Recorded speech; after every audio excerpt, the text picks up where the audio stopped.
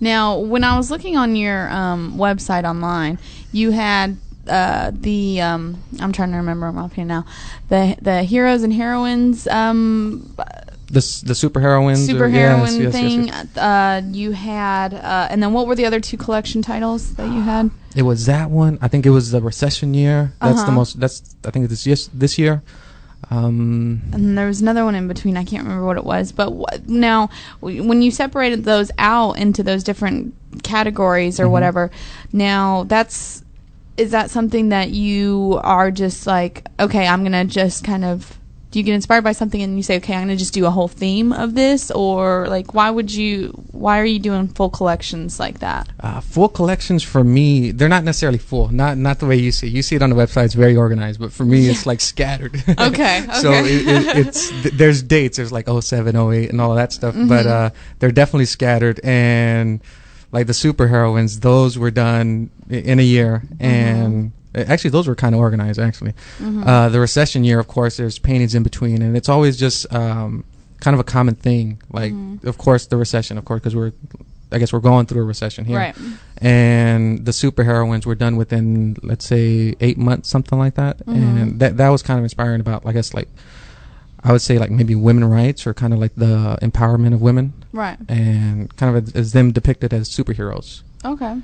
Yeah. But they're definitely scattered. They're not. Yeah. they're not completely planned out from the beginning. Yeah. See, but that's the thing. It's like if I ever get inspired to do a piece or whatever, I mean, it's usually just the one hit one. It's just the one thing. One hit, yeah. And I'm just like, how do I get inspired to do like whole collections of something? But I guess if you really think about it, you could probably take a full your first 6, 8, 12 pieces and think of a theme that would apply to all of them. So it could work. But yeah, it was definitely. It's kind of like writing a paper, I guess. You kind of think of one topic. You can't have one sentence in a paper. I would try. I sure as hell would try. Double spacing and everything. I'd be like, the end. That's it. All right. So I'd sent you a few random questions that were just all over the place. Is your birthday on Christmas too? It is. That's yours funny. is as well? Mine is 2 days before. Okay. We're screwed, right? I call mine Christmas Adam. Adam. My birthday is on Christmas Adam. Christmas Eve, and then Christmas. I know, right? I usually have to explain myself, but yeah, I had said that, and yeah, people just don't get it all the time, and so I think it's funny though. All right, let's see.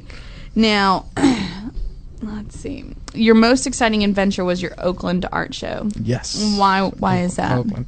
Well, first of all, I went out there for $7.50. Okay. So, well, that was my plane ticket. $7.50. $7.50. Yes, I racked up enough frequent flyer miles, so it was all taxed. So okay. I was lucky there. And I was almost not gonna go. It was probably maybe 2 or 3 weeks behind, and I was debating. I was trying to get some money together, and next thing you know, I was like, wait a minute, I got enough miles. $7.50 later, I was out there, walked San Francisco maybe 6 hours, just walked and experienced a whole bunch of stuff. That's so fun. So how long were you there for? I was there for, let's say, 7 days, something like that. Yeah. 6, 7 days. It was really good. It's very, how would you say it? It was very breathtaking. You kind of sit back, and especially being in a strange place where you don't really know everyone. Like I had a friend out there, but he was working as well, and I was just free to roam where I want. I felt almost homeless there. Yeah. Yeah. So. And you were there for 7 days? Is that what you said? For about 7 days. 7 yes. days? About wow. 7 days. Yeah. I had an art show there on a Friday, and that went really well. That was definitely a night to remember as well. There was a lot of stuff going on. Yeah. So. How did you get hooked up to that art show? I got a friend of mine that was at F6. He moved out there for work, and he had a show that just came up, and he emailed us maybe about 6 months before,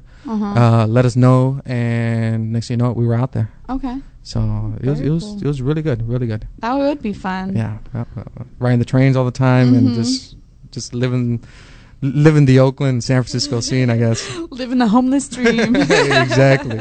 Honestly, that doesn't scare me. It scares the shit out of my mom, though. Like I would have to tell her, "Oh no, it's all right, Mom." Yeah, just lie to her. Right? I'm not living in my car. I don't know what you're talking about. Yeah, so, yeah, because it says here, when I asked you, what would you do if you were a millionaire and didn't have to work, you would travel as well. Yes. Have you, yes. how many different places have you been to? I've been quite a few. I've been out to Mexico, of course, on business and, visiting family. Been out to Canada, Vancouver, Ontario, Miami, Seattle. Been out to D.C., which I love D.C. I love how busy it was. Of course, Oakland, and of course, the Midwest, Iowa. Been out to Vegas once, got lucky, and nice. Yes. That was a business trip. That was good. Yeah, I had to go out to I think it was Arizona. I think that's south of there, something like that, or New Mexico, one of those.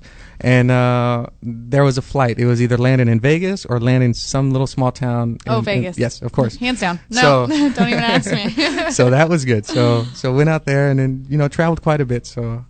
The places I do want to see that I haven't been to, of course, L.A., Chicago, New York, and, of course, overseas. Mm-hmm. So, yeah, kind of waiting on that. So I have not been anywhere outside of the continental U.S. Yeah. I'm actually trying to talk my job into sending me out to China. So, yeah, if you're listening, China. China's where it's at, yo.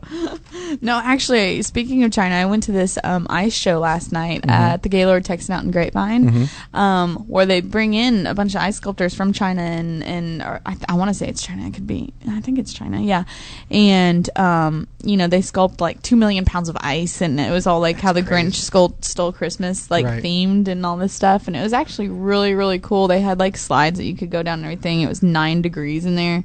They provided parkas and stuff, so that was good. But yeah, I was scared. I'd taken my mom's camera to take some pictures, and on the way in, they were like, "Don't leave the camera out in the cold too long." And I'm just like thinking to myself, "Oh God, my mom is gonna kill me. She doesn't even know I have my camera." So it was pretty scary. That's cool. It was pretty scary. All right, so let's see what else.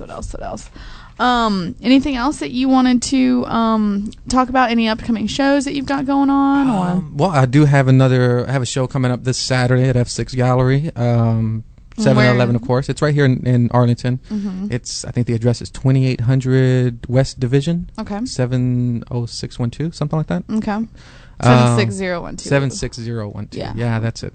There's a gift show, of course. Stuff priced from like $30 up, whatever. Okay. Then I've got another one. It's a group show. It's me and another artist, and January 23rd at Absinthe Lounge. Okay. That's in Dallas, over by Southside of Lamar. And other than that, and that show is with how many people? It's 2 people. It's me and another artist named Chris Swenson. Okay. So that one's going to be pretty good. Very cool. And that's actually a silent auction. So I think they start at like 100, 150, something like that. So. Wow, that's the starting? That's the starting. Nice. Yes. You can moving on up. Right. That's very neat. Very neat. That's good. And okay. And you don't have to answer this question if you don't want to. But since starting to sell your work, what's the most expensive piece or what's the highest price that you've gotten for one of your pieces? You don't want to tell, do you? No. I bought a brand new pair of Jordans, the Hall of Fame ones. Okay, there you go.